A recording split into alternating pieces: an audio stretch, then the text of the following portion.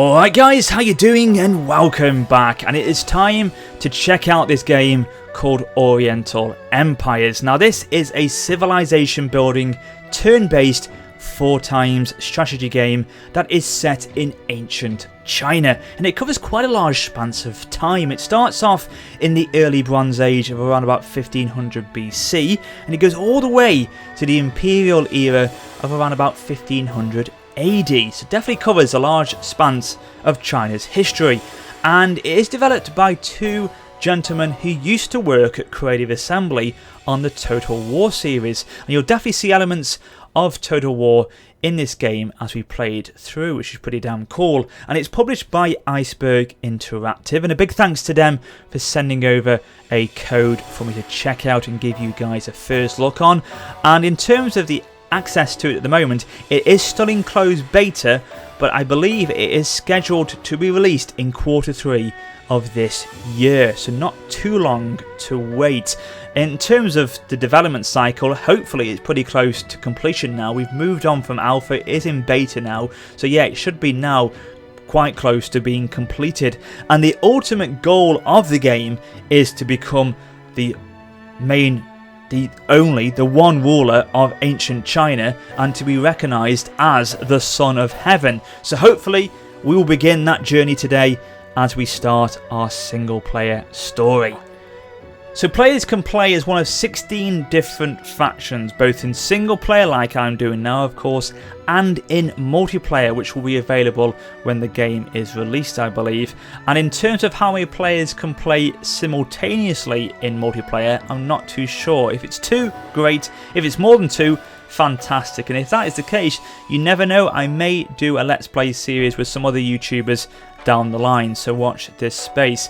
And in terms of who you can play as at the beginning, you have access to 5 of them: the Shang, the Zhao, the Han, the Chu and the Shu. Hopefully I'm pronouncing those names correctly. In terms of the other 11, well, they are locked until you play 200 turns, and once you've done that you can have access to any of these guys as well. And as you can see, pretty much like Total War, each faction offers different bonuses to their faction and to you as a player. You can see there as we go along. Now I'm going to play as a Shang, which offer power development rate increased by 20%, increased authority by 1, and we are farmers. So essentially we create cropland, we gain growth and income from agriculture. Now you have that available for quite a lot of the factions, and you can see all the different other bonuses you get as well. But some of the factions, like these guys, yeah, you can see there, these are herders. So these essentially don't get growth from or income from land. They do it in terms of herding cattle and things like that. So they're the difference between herders and farmers in this game. So there you go, ladies and gentlemen, that is the state of play with all these factions. I'm going to play on normal. I haven't played much of this game yet, I've only played about half an hour, so I think normal would give us a nice starting challenge. And you can go up to, I think, 2,500, 3,000 turns on this game. It's massive, as I said to you, with the time period it covers. But we're going to do 300 turns to start this playthrough off today. So yeah, let's begin it now and we'll see what we can do. So you can see there straight away we're now onto the map, and we've got the advisor coming up to give us a nice starting message. You are located on the floodplain of the Yellow River. There is ample good land to settle and farm, which is obviously what we're going to be doing. But there are enemies close by, to the north, to the east and to the south. God, we're pretty much surrounded here. So it is important to stake out your claim to the land quickly. I advise taking your settler unit and founding a new settlement about 8 to 10 hexes away. If you can place your settlement within 3 hexes of a rhinoceros fish or wild game resource, you will be able to exploit it for extra income or food. Right, okay, I shall take note of that. So here we go, ladies and gentlemen, this is Oriental Empires, a nice looking map, I'm sure you'll agree. Nice graphics, music fantastic, really adds to the atmosphere, and this is what we start with. So what I love about this game already, like Civilization, because if you're going to try and compare it to any game, you will probably say it's like Civilization, but with elements of Total War mixed into it. So if you zoom out, you can go right out there into the heavens. You can get a sort of a really solid overview of how big the land is. I mean, if it goes all the way over here, it's pretty damn big, but God, it's a big map, isn't it? But there you can get an idea and feel for what it's like, and you can go zooming right in. I mean, when I say zoom in, you can zoom right in. Look at this, straight down to ground level, which I love. Now, hopefully, I don't know if it's going to be the case that as we get going, these sort of units or people will start to do things in the city and start to animate. I don't know, or that will be something that will be added in later to the game as it is developed further. But I love, as you zoom down here, you can see these workers in the farmland here doing their chores, which is great. And I love the fact you can go straight in to see it so close in there. I like that a lot. It really adds, again, really to the immersion and the atmosphere of the game, doesn't it, really? Because you can really get an idea of these people. It makes you care for them a bit more because you can really understand them by zooming right in, I feel. So these guys are one of your starting units. These are unit stacks, as it says there, our help guide. Now we've got, this is our general, I think, yeah, Yi Lin. And we've also got a stack of settlers, and these guys are going to be used to start up a new life, a new city close by. And you can see these icons here are suggesting where there is good land to settle on. Now we want to probably go a little bit further down here, because in the west I believe these mountains could give us resources for mining, which would be quite good. What's that say? Gentle hills can be farmed as well, so we could get quite a lot of profit from going down here. So I'm going to move these guys in that direction. So basically you select the units and then you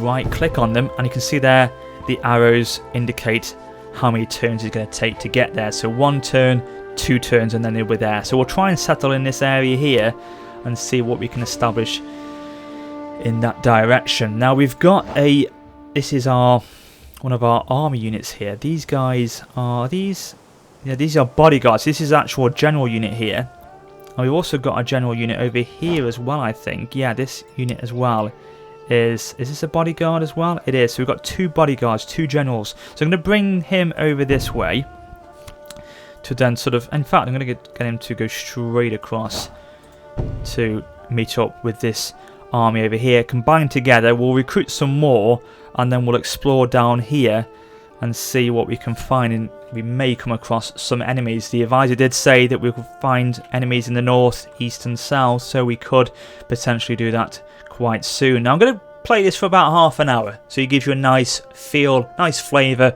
of what to expect from Oriental Empires. So hopefully this will give you a nice indication. If you want to see more of this game, drop the video a like, let me know in the comments, and I will definitely oblige by coming back with some more videos down the line in the very near future. So that's that. I'm just trying to really give you an idea of what it's all about. So we've got the messages on the left hand side here, a hint. We know that, we've already spoken about that. These are stacks over here. So we've got this guy here. This is Tai Chen or Tian Chen, and we've got Yilian over here with the settler, but they're going to obviously split off very soon. And then obviously then this is our only settlement at the moment, Yin, and you can see there our population or our growth rate is quite high. It's 12.6%, and our population is 10 out of a maximum of 80, so the growth rate obviously affects the population rise in your city, and obviously these farmlands will help massively with that. Now I'm going to zoom out. In fact, I'm going to zoom out. I'm not going to zoom out. I'm going to double click on the settlement, which will then open up this panel. So again, this gives you a bit of information about what to expect in this screen here, but I kind of know what I'm doing here, so I'm going to go through with you as we go. So income at the moment from, in fact, let me show you what it is. So this income from this settlement is 20 gold, essentially, because we're getting it from taxes. You can see the breakdown there, 20, and of that it is 20 of taxes. We're not having any expenses from this settlement, so we're only getting income from here, which is good. Food is also good at the moment because we're actually, I think we've got, yeah, we've got a food surplus at the moment because we're consuming 10 by our population, but we're actually producing 12. So we've actually got a little bit of surplus, which will hopefully then give us some growth as we go along. So we've got domestic food production of 2 and then agriculture of 10. And we can actually build more farms, which will give us more agricultural growth and obviously then help increase our population. So that's how the food is worked out. Unrest, now this is going to be important because we need to make sure we're keeping this in check. Noble unrest, happiness is 20, unfortunately dissatisfaction is 29, so we've got an unrest imbalance of 9. You can see there local factors is 17 and previous grievances of 12, so hopefully that will start to settle down because we don't want that negative effect for too much longer. But what we can do, the peasant unrest is fine, but what we need to do is get some like garrison into the city, which will then help, and that will increase suppression and will start to bring the unrest down, pretty much like again in Total War. You've seen it before. And then labour, this is obviously the breakdown of labour in our city. So that's that. Okay, let's close this down. So you can see here all this farmland is available to us. We are farmers. Let's exploit the land. Let us begin farming and obviously increase food production. So we can go in our area that we control, or we can go slightly out of it by 1 hex. As you can see there, we can actually do them as well.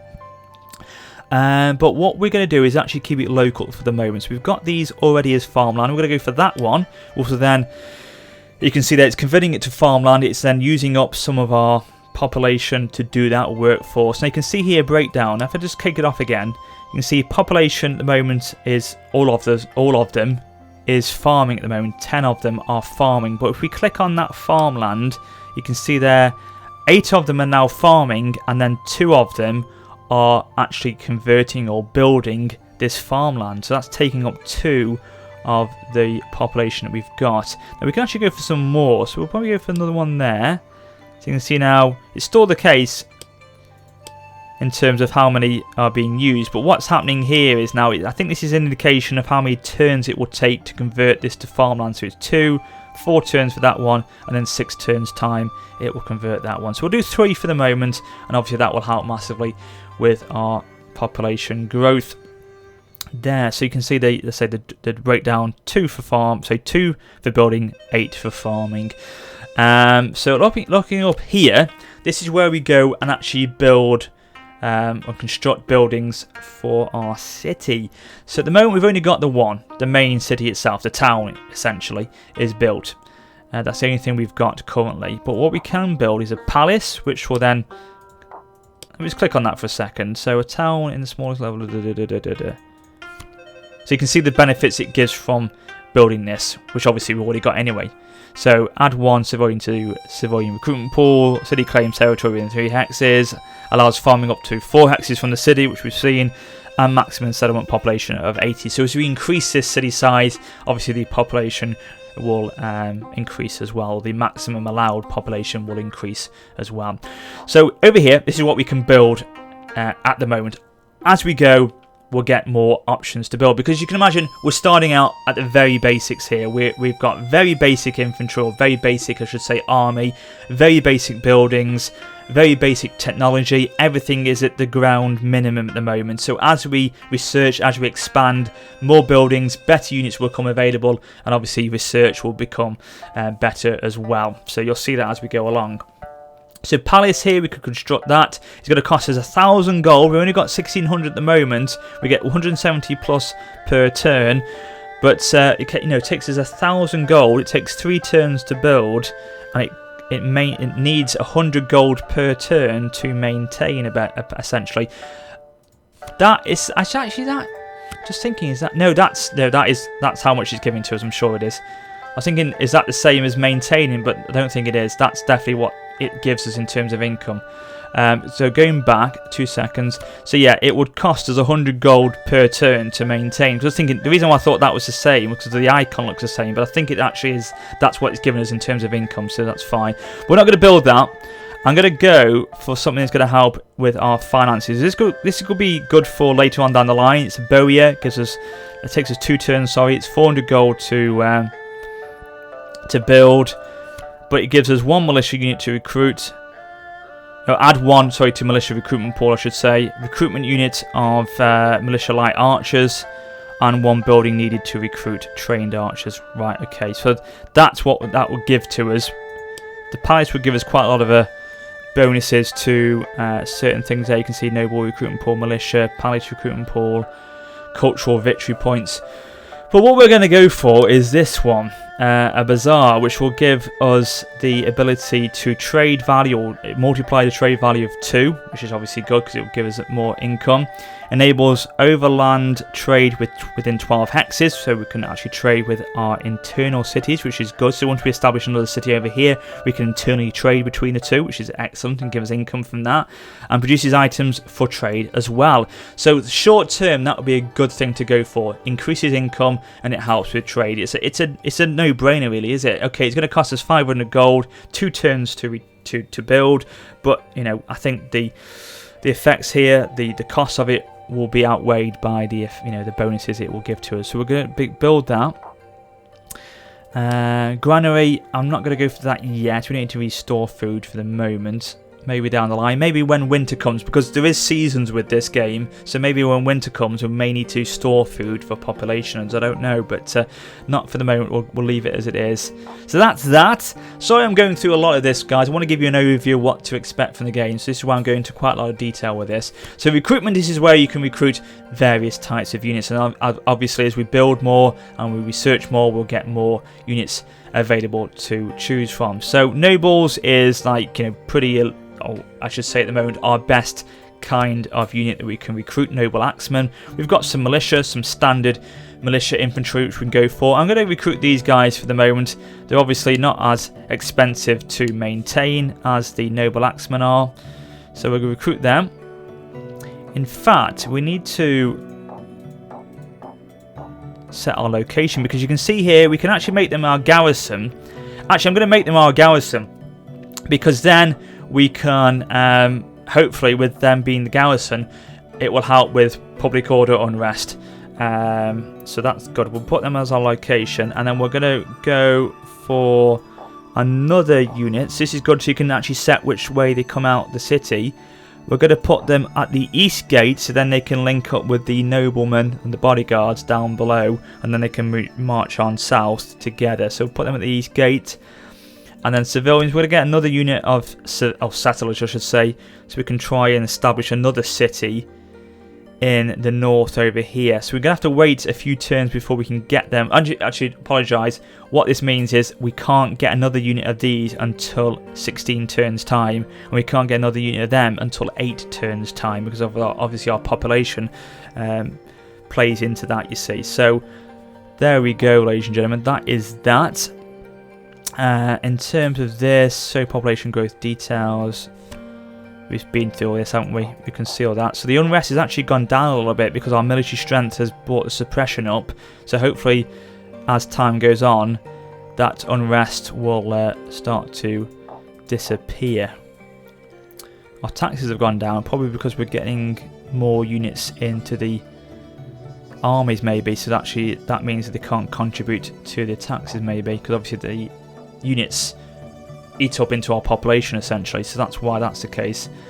So there we can see there indicating our farmland, and then we can also shows us there are no suitable sites at the moment, but it also shows where we can actually build external buildings as we go along and as we research more buildings. We can also, in research time, we can actually then start to destroy trees to open up more land, and we can build roads as well for our connections to cities as well, basically. So there you go, that is an overview of the city itself. That's it, I think. Nothing else I can do. So let's go over here. Now this is on the right hand side, you can see diplomacy. So I would imagine with these guys being sort of from Total War, elements of the diplomacy we see in Total War will be in this game as well. You know, trading, non-aggression, things like that will probably be in place, but we don't know yet. Obviously, we haven't seen any other factions, so we can't be certain for sure yet. In terms of technology, now this is where I do like this game a lot, is the fact that you have different segments of technology: power, craft, thought, and knowledge, and you can research different items in the various tech trees. Now, what is also good is the fact you can research different things in these different tech trees all at the same time. Total War, you can only research one at a time. But to think about it like this, you wouldn't probably have great thinkers in craft who would then be the same great thinkers in thought and knowledge. There'll probably be different people who will be experts in those sort of areas as opposed to these sort of areas.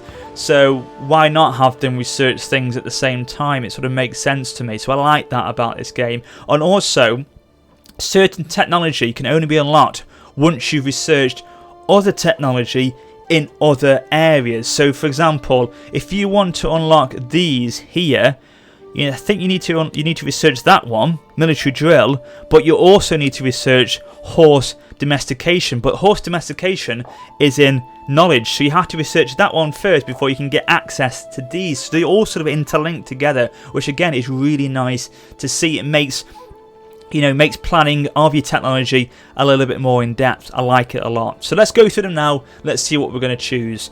So we can go for rammed earth wall, which will give us the enable construction of a rammed earth wall, probably for siege and things like that. Flood control reduces the effects by 50%. The floods well field system, nice. Increases farm food production by 5%. That's pretty good actually. Military drill increases authority by 1, and militia long spearmen are able to be recruited as well. So this will give us the horse domestication, which will then probably give us cavalry and things like that. So that's quite good. Obviously that is in the knowledge tree. But I'm going to go for this one, seeding transplantation, because this will give us the farm food production of an increase of 5, which is pretty good. So we'll go for that. Craft, in terms of this, we've got a few we can go for. As you can see, early Bronze Age at the moment, so we're really basic stuff at the moment. Silk weaver, so that could help with income and trade probably. Obviously they would have to, I wonder where we get the silk from. Would that have to be got from the land? Probably, some silkworms, I don't know how that will work actually. So made from the cocoon of silkworms and silkworm moths. Yeah, so the cocoons must be gathered and softened in hot water. So I don't know if they're going to be scattered around the land or what, but this is quite good. I like this. This is good. It really adds a lot of depth to it all. Enables the construction of foundry, clears forests. So this is what I want to do. I want to clear some forests, give myself access to more land. So we'll go for that one at the moment. We'll go for the bronze making. In terms of thought and philosophy, we're going to go for, let's have a quick look. Everything's to increase authority or culture by 1. Spread our faith across the lands. See, they all interlink as well, which is really good. Look at that. So you go there and you have to again across to get that one, and this comes back across here. You can see what I mean? We'll go for that one. Shamanism. It increases our culture, so we may as well go for that. And then in terms of knowledge, we may go for that one, the horse domestication actually.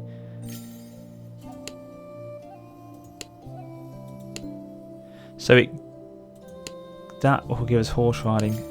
Or we can go for the noble archers, may be quite good actually at the moment, because we're not researching this at the moment, so there's no point. So yeah, we'll go for that. We'll go for the noble archers at the moment, the composite bow, and then we'll go from there after that. So that's that. That's technology done. Over here we've got edicts, so we can actually issue edicts, which will then give us effects like we've seen before. This is nothing new here. Add general character authority -1, authority -1 for if we cancel it essentially. So we can issue the edict. It's going to cost us 100 gold. We can't really afford that at the moment. I'm not going to really waste our money on that at the moment. What's the actual... So why is it actually add general character authority -1? Why do you want to do that to yourself? Our enemies are many and our ruler cannot be everywhere at once. Therefore, let us appoint a commandment to organise the army and lead it when the ruler is... Oh, okay. So maybe that's something we do later on down the line, because I think we can manage our army on our own for the moment probably, so that's fine. And this is a really big breakdown and summary of our overall financial situation. So this turn we can see if we click on income, our income, as we saw at the beginning, is 1,670. Here's the breakdown: 20 taxes, real estate 150, our base income of 1,500, our expenses is 1,000. The breakdown again, army recruitment and construction is causing that to be the case, which is obviously what we did before. So you can see the projected income for this turn and what it will be. Our projected treasury would be for this turn. Last turn, obviously we haven't done that yet. And then the whole overview of the whole game currently, which will be exactly the same as this turn until it sort of works itself out and you get some more of an idea of how our money situation will be. Automated treasury. You can sort of do that, so it's going to be very automated, or you can leave it so none of it's done automated, or all of it's done automated. I'm going to leave it at the default right in the middle. So that's a nice overview and a breakdown of your financial summary. I like that. And this is like your player status. So again, like your overview of your faction, again, pretty much like Total War. You can see again the bonuses of what your faction give to you, a breakdown, it's a description of the faction as well. Different types of victories you can go for. So like a conquest victory, it says here you have to win a conquest victory by controlling 65% of the total game population. So that's a really big, expansive way of winning the game, expanding your territory and controlling a large percentage of the game's population. Son of Heaven victory, to become and be recognized as the ultimate ruler of China. So that's obviously that. You can see there, when you win the Son of Heaven victory, when 75% of the game's population recognize you as emperor. Cultural victory, I suppose that will be by spreading your culture across the lands. You must amass 50 cultural victory points and have 50% more points than the second highest player. So spread your faith, spread your culture across the lands. And then points victory, as it says there, must be that you have to win on a certain number of points in order to win the campaign, and we got 299 turns in order to do that. And the graph here is pretty much your statistics where you can compare against other factions, but again at the moment we have got no one to compare against. But that is it, ladies and gentlemen, that is the overview of where we are at. Now I just need to remember how to get off this screen, because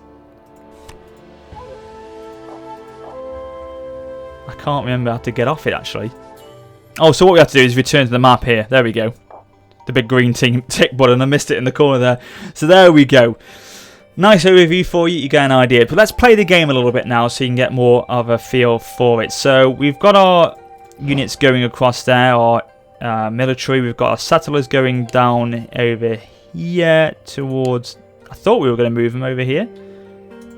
Move them there. That's what we're going to do, weren't we? And then we've got these newly recruited units over here. So we've got the garrison that are sitting in the city now to try and keep unrest quite low. And then we've got over here the new settlers. This are going to go over in this direction. Where could we go? Go to these mountains. Oh, we could go to these rhinoceroses over there. I couldn't wait. The rhinos there. Didn't know rhinos were in ancient China, but looks like they are. So we'll go over there. Try and utilize the farmland, the rhinos, maybe some mining in the north would be quite a good idea.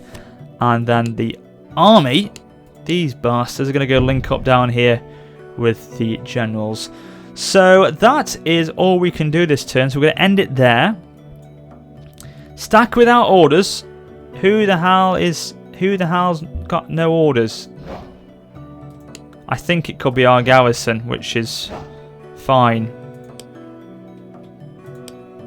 They're going that way, they're going that way. Oh, it's these. We're not moving them, are we? So that's fine. Yeah, okay. No problem. Don't show me this again. Now, what I like about this is the end turn phase. It's sort of, you can see now, it starts to play out the moves for you as you see it on the map here. But what you can do, which I love as well, is you can zoom in. You can zoom in and you can see all the stacks, all the units moving around and going in their ordered directions. You can see this general is going across to meet up with this general. This spear militia is coming down here to meet up with these guys, and it all plays out really nicely. And I love the fact you can zoom right into it all. So let's just fast forward. You can either do play, fast forward, or pause. So everyone's moving across now. So there we go, and of course you can see there as well there's been a change in the colour, the palette, and that is the fact that it's now coming to more winter, it's autumn time now, so you can see the seasons do play a part, I should say, in this game. If you haven't already, it might be a good idea to recruit another settle unit. I've done that! Don't you worry, my lady. So that is that. Something else we can do. Yeah, so we're moving down to here. Now we're going to settle... What are these guys here? These rhinos. So we've got to be close to them. Oh, I think we've got some food from these guys over here. So we could settle right there. That'd be lovely. Right in this area there. So that's that. You need to move there to come together. Then we can move you out. And then these guys need to go to there and then settle over in that direction. In terms of the situation with our city, let's have a look at these messages actually. So we've got that one, we've done that, it's fine. Comet, oh, something in the skies. Oh, flipping great. Unrest, peasants, 15, nobles, 20. A bright new star has appeared in the firmament with a bright tail of fire. The wise men argue about what this means, but the ordinary folk see it as a sign of heaven's displeasure, and there is a great disquiet in the land. Oh, that's just wonderful, isn't it? So let's look and see what the situation is now with the population. Oh god, so the unrest has gone up a little bit more. Noble unrest is 11. Population or peasant unrest is +4. So could we dare recruit another unit of... no, they'll be ready in 7 turns, as we said. Nobles. Quite expensive to have them in the army, but it costs us 35 gold per turn. We'll leave it at the moment, just see what the situation's like. If it gets really bad, we may have to recruit those nobles, but for the moment we'll leave it. We should be able to manage it as it is.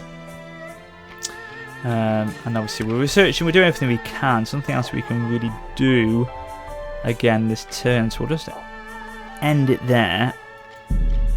Let units play out again, move along. Now if you zoom out a bit more, the quicker they move, or you zoom in, the slower they move. And you can see the other factions going across the screen there.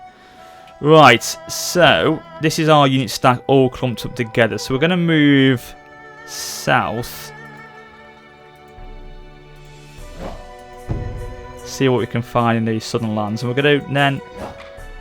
Now we're going to settle in this area over here. Lovely, so that's now a new city of Bow. It's not like these are going to give us any benefits, unfortunately, to land, but still we can get some farming going here, which would be pretty good. So we've got growth or food production of 2, and the nobles will unrest a little bit over here, which is not good. So again, local factors. What's the local factors here? Fuse, difficult personalities, traditions, independence. Okay. Insufficient authority. Okay. So maybe our authority has to be increased, our leader's authority, in order to get that on. All we can do is get some growth in the farms. Hopefully that will help. And then we can't recruit anything yet.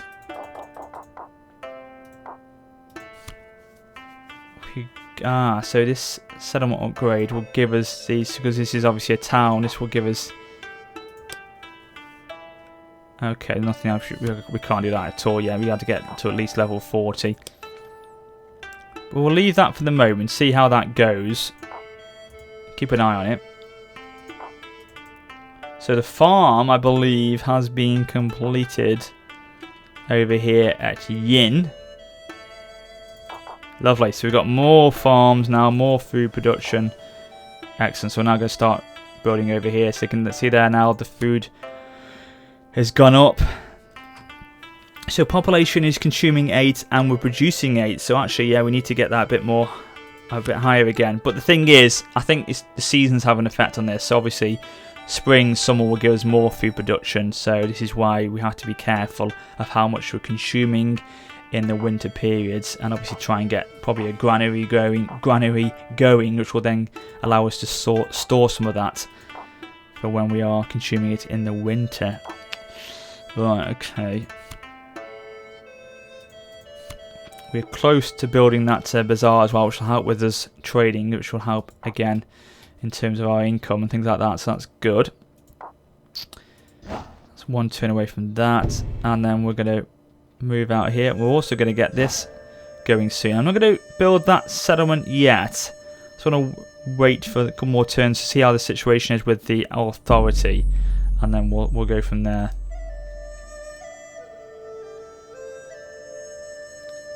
Hopefully we could try and see some other factions if we could, because it'd be quite good to try and see some warfare in this this playthrough if we can. No one yet, so I bet the farming's gone right down. We're still at 8 or 6 at the moment, so we have to be careful, mindful of that. But we are building the farmland still. How's Bo doing? Oh, this unrest is worrying me. It is worrying me. Maybe we're going to have to take a unit away, or once we've explored down here, come back and put these units around here to try and help with the unrest, possibly. Because these guys are getting really restless. One more turn to that comet's going to go, which should obviously help us massively. Once that's gone, that will bring unrest right down, hopefully. Okay. New homes, that's good. Well, let's try and see if we can get it down a bit further. Now, we have completed, I think, that new building, haven't we? Let's go back in. Oh, it's one more turn. Bazaar's one more turn. Okay, let's go to there. See what we can find.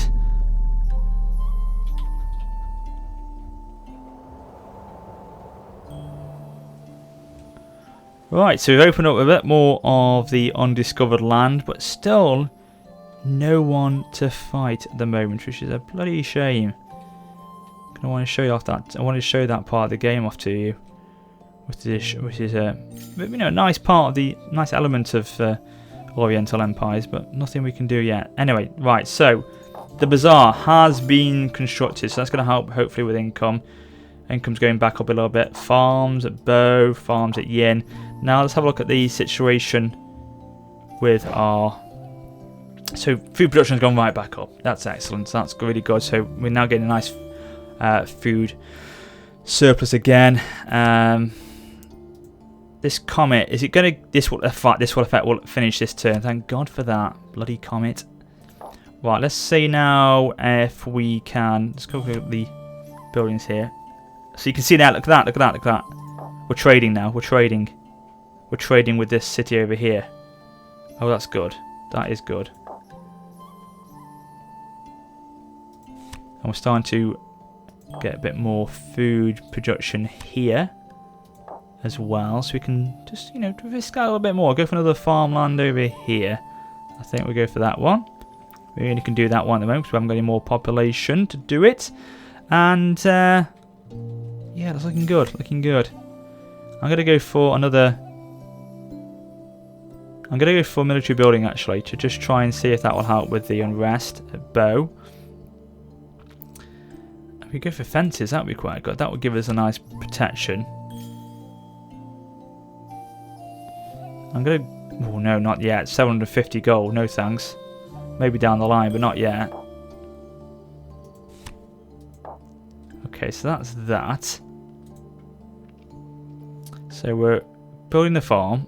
We're constructing that archery building over there. And at Yin, we're doing the farmland again. Hopefully that's going to go down soon as well.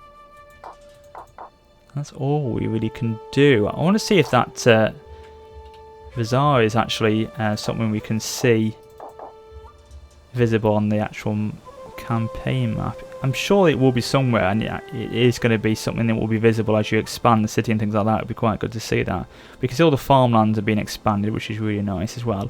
And we are going to now build this settlement over here. I'm going to actually settle there at Io. Again, unrest is quite high, but I think we can actually... we can build some shrines and monasteries here, can we? Could have cost us a lot though. but that must give us a massive increase to happiness, yeah, and cultural victory. So it will be quite a good thing to get those going, actually. Oh, yeah. We're going to do that. We're going to do that. Have a shrine built. Takes 6 turns, but it's good.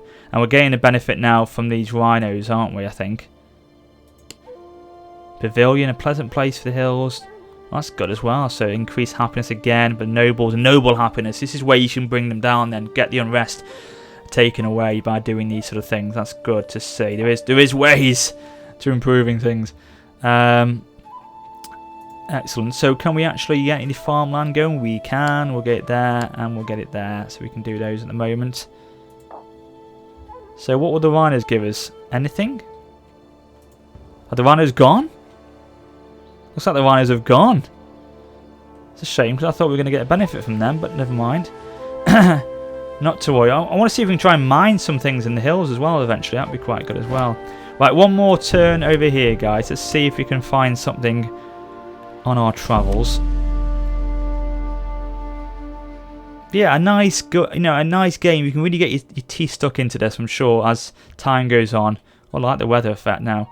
So yes, as time goes on, I'm sure this will really develop, and you'll really have quite a lot of stuff to do. And as I say, get your teeth stuck right into it as more things become available. But I'm going to wrap up the first part here, ladies and gentlemen. I hope you've enjoyed it. Hang on. Right, there we go. So provide 60 extra money for a settlement that owns this resource or is one away as an adjacent to. Well, we've got it. We own it. So we do get this income from it. Oh, that is good. And hopefully now the bloody, unrest will start to go down a little bit, because that's the problem. That's what concerns me. I need to try and address that by getting some of these things up here being built. But yeah, I'm going to wrap it up there. I hope you've enjoyed this first overview of the game. I certainly have. I think it's a great little game. Really promising. Obviously, it's the first one we've seen from these guys. A lot of potential. Who knows what it's going to be like in the future, what they'll add to it. And, this game, as it is at the moment, has got a lot of potential in the fact that, we can really develop it, expand our empire, really get our teeth stuck into it, and who knows, where we'll go with it and how we'll develop it. But if you want to see more, let me know in the comments, drop the video a like, and yeah, it'd be good to see what you think. And of course, if you're going to get it as well, let me know in the comments below. But as always, guys, thank you very, very much for watching. And until next time, this is WarriorofSparta for now saying farewell.